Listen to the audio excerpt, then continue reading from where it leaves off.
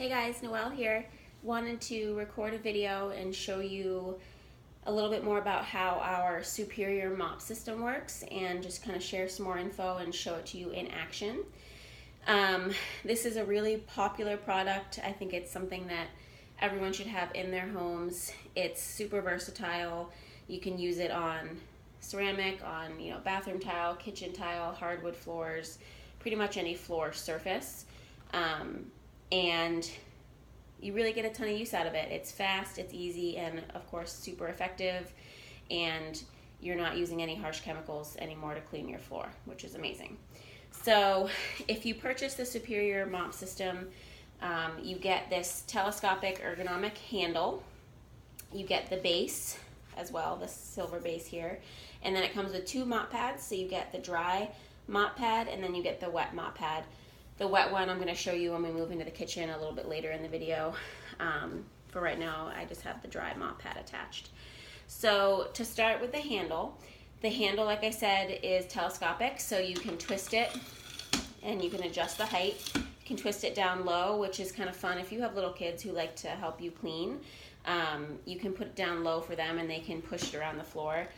And again, because you're not using those harsh chemicals that you'd find in a Swiffer pad or a hardwood floor cleaner or anything like that, you can let them help you, and they think that they're playing, but really they're also helping you clean the floor, which is a plus. And they're not going to come into contact with those gross chemicals. So when you're using it, you want to make sure that you have it twisted up and locked at about collarbone height, just so that it's easier on your back. I'm very pregnant right now, so being able to clean my floors and have it not kill my back is more important than ever, so I really appreciate this mop nowadays, especially. And you can also twist it up high as well. So we have some things that you can buy that don't just come with the system that are extension pieces, like our Enviro wand, that you can actually remove this base and attach the Enviro wand to, and you can actually bend it and use it to clean, if you have ceiling fan blades or the top of your fridge if you don't want to climb up on a chair, so things that are a little higher up. So it's nice that this goes really low or really high depending on what you want to use it for. So I'm going to twist it back up so it's about my collarbone height. You twist it to the left to loosen it and move the height, and then you twist it just to the right to lock it so that it stays in place while you're using it. Lastly, with the handle, there is the tip that has this rubber ball. I don't know if you can tell, hopefully you can in the video, but mine has some marks on it, and that's because you can actually use this rubber ball to clean up scuff marks or really stubborn stuck on food that won't come off when you're just mopping. Again, it's just a rubber ball, so it's totally safe to use on your floor surfaces. There's some people who don't like to use the tip of their wand because they kind of think, well, I don't want to scuff up the tip, or I don't want to get it dirty, because I spent a lot of money on this mop, which is totally fine. You don't have to use this. You can just use it as a handle to hold on to while you're mopping the floor. I kind of look at it the other way. I look at it as I spent money on this mop, and I'm going to use every inch of it that I can to clean and get my money's worth. So I just like to share that little tip. Again, you don't have to use it for that purpose, but it's there if you want to use it. And then you can just, if it gets really dirty, just rinse it off in the sink and dry it. And then the base, you can see where it attaches to the handle, swivels pretty well, which is useful when you're working around baseboards and corners and that sort of thing. So that's nice. And that part too is really durable as well. So, it would take a lot to snap that off. It would take a lot of brute force. And where the pad attaches, on the bottom of the base, it's just two strips of Velcro. Okay. So like I said earlier, right now I have the dry pad attached. So it's a microfiber, you use it dry, and what it does is it uses the power of static electricity to suck up any debris, pet hair, any dirt or anything like that off of your floor. So what I like to do is when I'm cleaning my floors is I put the dry pad on first, go over the floor with that and get all that loose stuff up, and then I follow it with the wet pad. Depending on, you know, how dirty I think the floor is, or how much time I have, a lot of times I can just use the dry pad, and because it's so good at sucking everything up, I don't always have to follow with the wet. So again, it just kind of depends on time I have in my day and how dirty the floor is. So I've gone through and cleaned a bunch of my floors today. So hopefully you can see how disgusting this is. So I don't have any pets. I will be posting some pictures of the dry pad after it picked up dog hair, and those are just pictures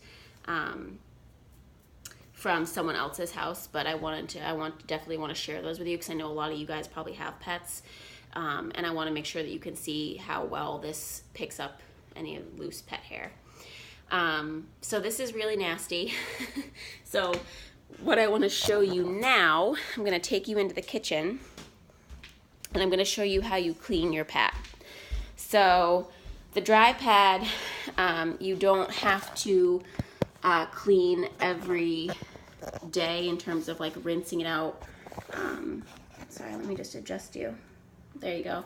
In terms of rinsing it out under water between uses like you do like the wet pad or, you know, your EnviroCloth and that sort of thing. You can just use a rubber brush to get off any of that loose gunk. And then you just throw it in the laundry with your other Norwex stuff once a week. So again, you just take a rubber brush. Norwex does make a rubber brush that is amazing. I do have one, but we were actually living out of state for a couple of months this summer, and I brought all my Norwex stuff with me. We were living in Massachusetts, and I can't find my rubber brush, so I think I might have left it at my parents' house. So again, we do make one. They're definitely well worth the cost. I think you not only use that rubber brush to clean your mop pad, but you can also use it like if you have carpeted stairs or like for floor mats in your car when you get like a lot of hair and stuff that accumulates. It works great for that as well. But if you don't have one of those, what I've been using since we came back to Philly is this is just a rubber brush that came with our vacuum, and I think it works pretty well. So this works in the meantime until I get my new brush in. So what you do is you just take your rubber brush. Usually I'd be doing this over the trash, but just for filming purposes, I wanted to it's just easier to have you propped up near the sink. So yeah, you just take your brush and hopefully you guys can see this stuff like flying off of here. And you just take your brush and get all that gunk off. And then once you've gotten as much off as you can with your brush, you are good to just use your pad again next time you need to use it. And again, you just launder it, once a week like you launder all your other Norwex stuff. So hopefully you can see a bunch of the gunk that I just removed from there using my rubber brush. So I want to show you real quick before we switch to the wet pad. We're going to go back into the living room here, and I'm going to put the phone on the floor, and what I'm going to do is I'm going to show you how well it sucks up some flour. So anyone that bakes a lot knows that flour, when it gets on the floor, can be a pain to pick up, and that's where the dry mop can come in and be really helpful. So when you're using the mop, dry or wet, you want to kind of go in a figure 8 pattern, just to make sure that you're covering the entire surface area. Okay. And getting all of that flour off of there. Okay, perfect. So you can see it took up all that flour off the floor, and that was really quick too. Got the flour. These are hardwood floors, so you can hopefully see that if there was anything, you know, in the cracks that slipped through, that it was able to kind of suck that stuff up too. Okay, and that was a good amount of flour, so you can just again see how quick and easy it is to pick up even something annoying like flour just using the power of static electricity, which is pretty awesome. So then again, take your rubber brush, get as much off of that as possible. Whatever, you know, you can't get off with the brush in between uses, it's going to hold it in there just like with, you know, your EnviroCloth and your other awesome Norwex microfiber. So you don't really have to worry that it's going to then like get all over your floor again. You know, the leftover flour, it's not going to fall off of here and get on your floor again until you have time to do your weekly laundry load. Okay, so that's the dry pad.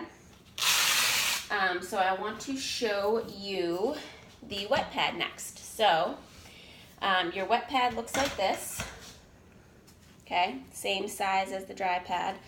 And all you do is you just get it wet under running water.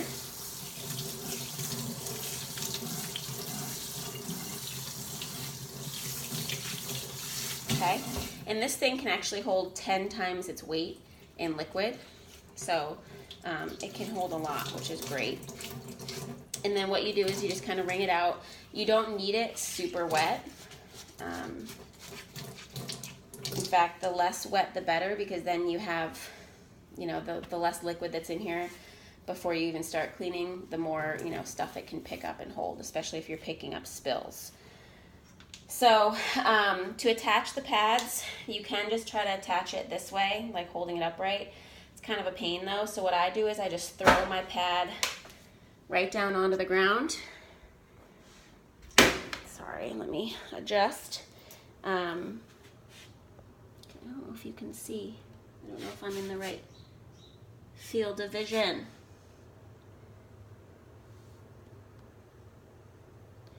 All right, well, hopefully you can see. And I just put my base right there, and then I just use my feet, step on it to attach that Velcro, and then I am good to go. So I'm gonna show you real quick in the kitchen here how absorbent this pad is. So here I have some milk. So for those of us that have kids, you know, this is a very real occurrence, having the milk on the floor like this. So I'm gonna pop you back down on the ground here so you can see, hopefully you can see the milk. It's pretty sunny, so there's kind of a glare, but there's our milk on the floor. Okay, so now I'm just going to use my mop and again, going to go in that figure 8 pattern.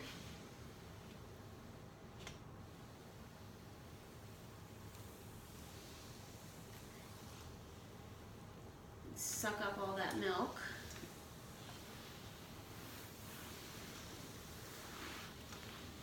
Okay. And that is that. This just got pretty heavy. So you can't really tell just because of the color of milk, but it's all in there.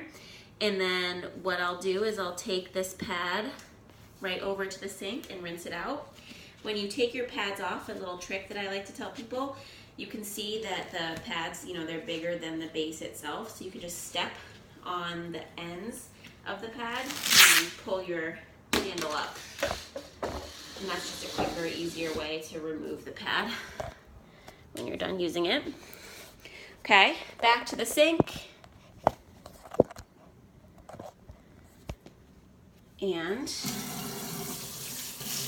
we're gonna rinse it out. Get all that liquid out of here that I just picked up. Just like with your cloths, you know, you use friction Make sure you're really opening up those fibers and releasing as much as you can.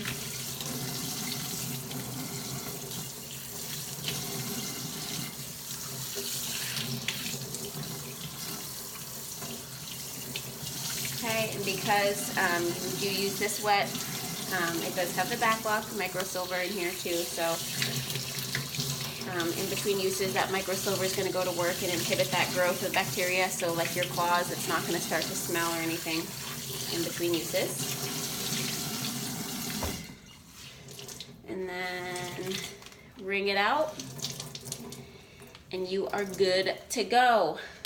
And that's that. Hang it by its tag and you're good until you want to launder it. So so that's the mop system. I know this video is kind of long, so sorry.